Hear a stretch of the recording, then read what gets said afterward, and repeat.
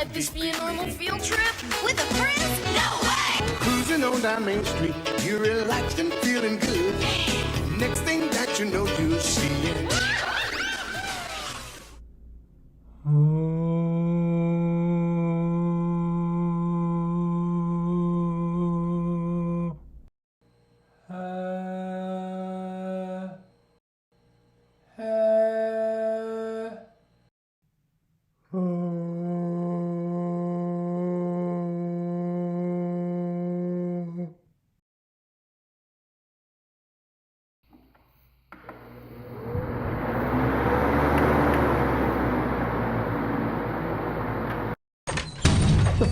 What is that noise?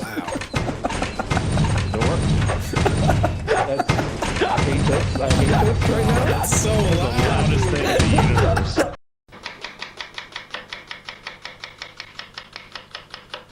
Two-star chefs, of course, never cry, especially when they're peeling onions. The only time I can imagine a two-star chef crying is either if he goes from 2 to 3 or from 2 to 1, whichever way.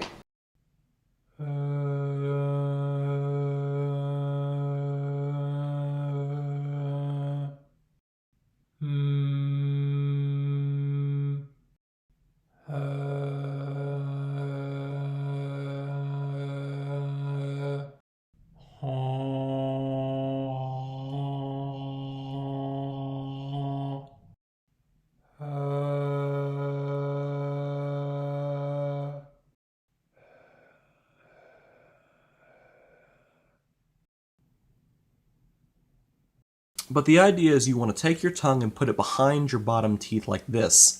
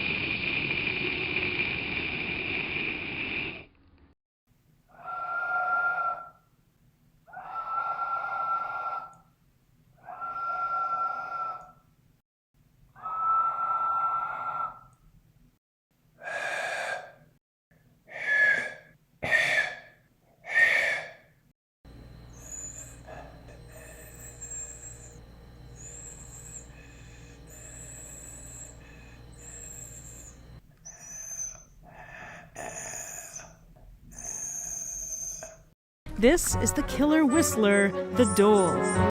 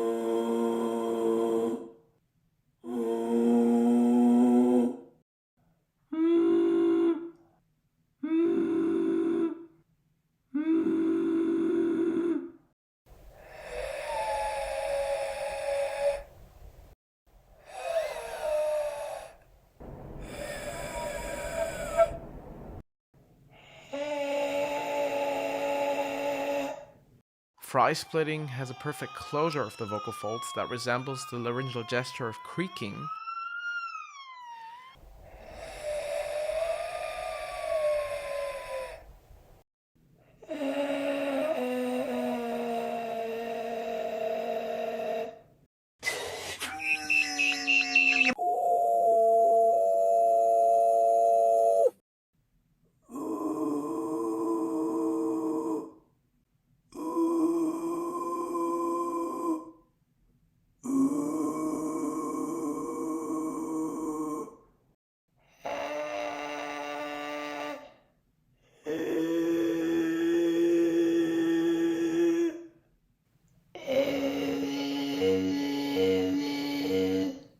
And hypercompressed splitting has the typical false fold constriction of the Valsalva maneuver that we have in other hypercompressed techniques too, but with a little opening of the back of the fold similar to the one you see in air splitting.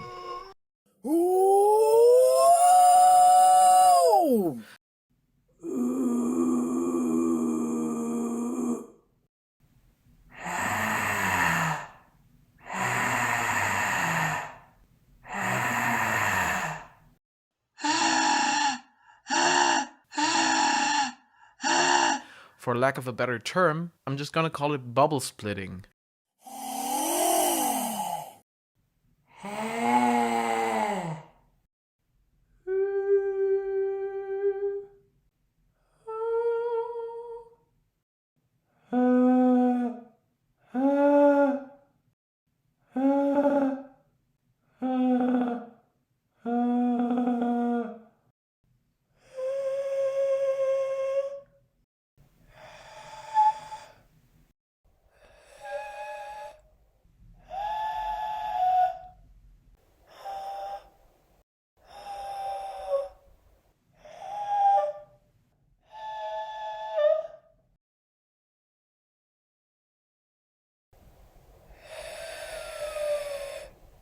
Whistle voice.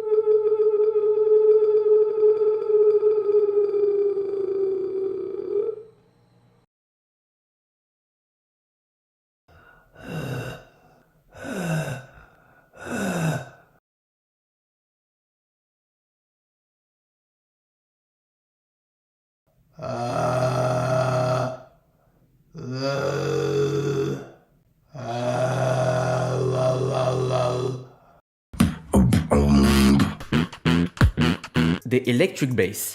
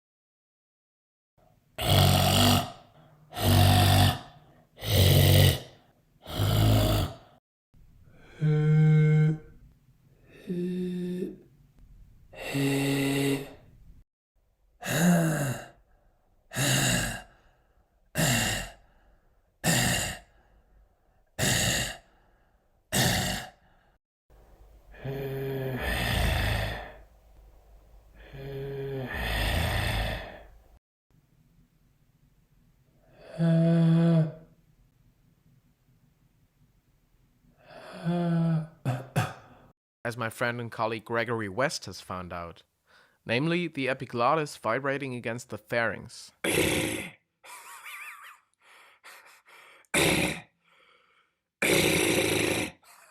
It's crazy.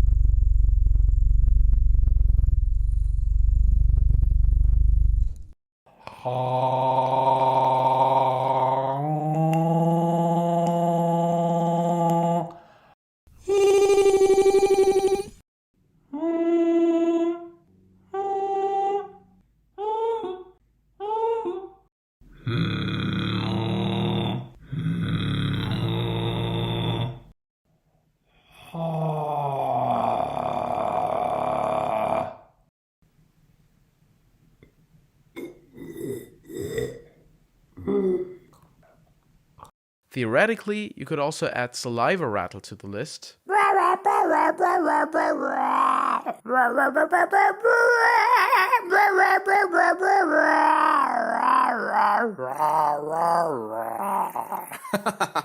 But as this one isn't reliably accessible, I'm not gonna include it in this list.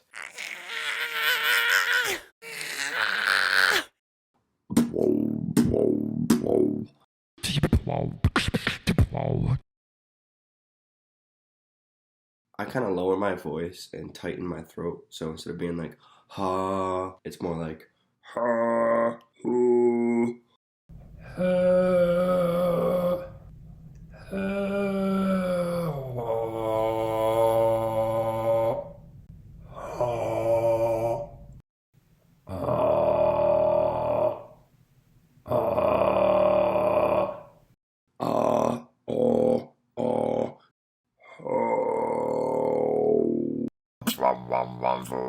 To achieve this reverb effect, you're basically going to shape your mouth into saying ow, ow, ow.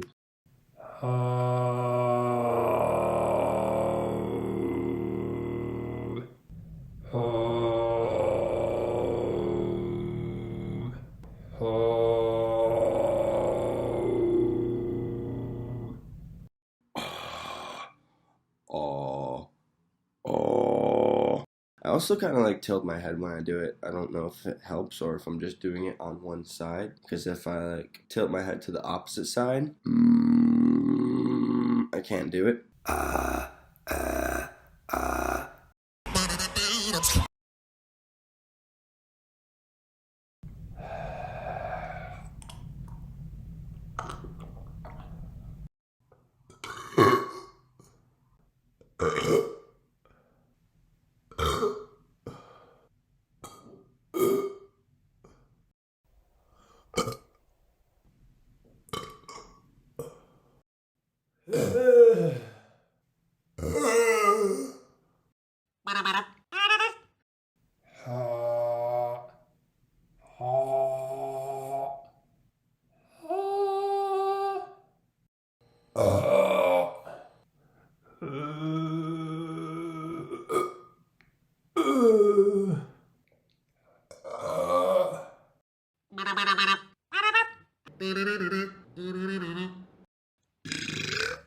The more.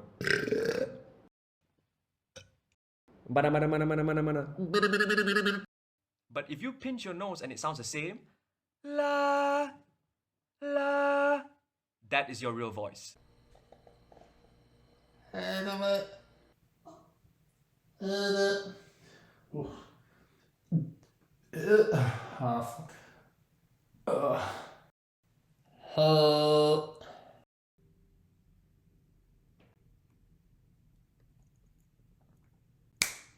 With that, we should have gotten all the major vocal bases plus a few uncommon ones. Let me know if I've missed anything. If you'd like to debate how I named a technique, my Discord server is linked on my channel's About page. You can initiate in #music. But please try to at least account for the error between learning to do a technique and learning to do a technique with a camera down your throat before typing out your argument, if only to prevent me from tossing my laptop out the window. Next, I want to point out a discrepancy between this video and Theory of Vocal Subharmonics when it comes to numbering. In this video, the first subharmonic is the fundamental F, but in Theory of Vocal Subharmonics, the first subharmonic is F/2.